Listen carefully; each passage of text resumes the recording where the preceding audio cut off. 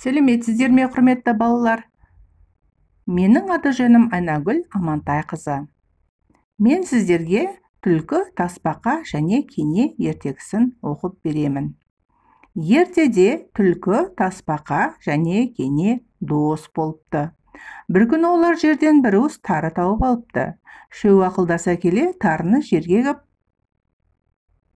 көбейтіп алып, үшке бөліп аламыз деп шешеді.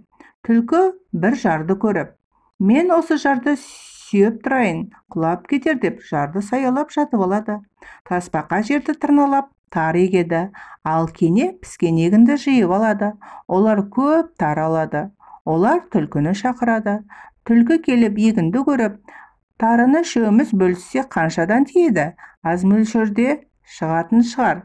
Одан да үшеуміз жарысып, кім озса егін соған бұйырсын деді. Мақұл деп үшеуі қатарласып бір жерге келеді. 1, 2, 3 деп түлкі жүгіре бергенде кене түлкінің аяғына жабысып кетеді.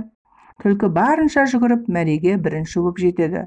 Сонда кене: «Әй, мені басып өлтіресің бе?» деді. Түлкі: «Сен қашан жетіп алғансың?» деп сұрайды. Кене: «Сен бағана 1, 2, 3 дегенде-ақ мен келіп қалғанмын» деп жауап береді. Екеуі дауласып жатқанда ентігіп тасбақа келеді. Тасбақа: «Әй түлкі, мен бір пәле көріп келдім. Жаңа маған 2 қара бүркітті және тазы иттері бар ат мінген 2 адам келді. Түлкі жолдасыңды тауып бер деп мені қорқытты».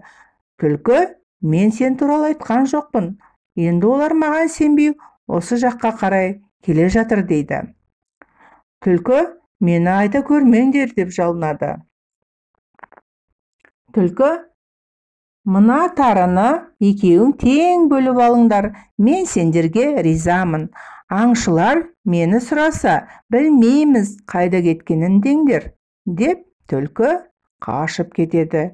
Сөйтіп тарыны тасбақа мен кене екеуі бөліп алыпты.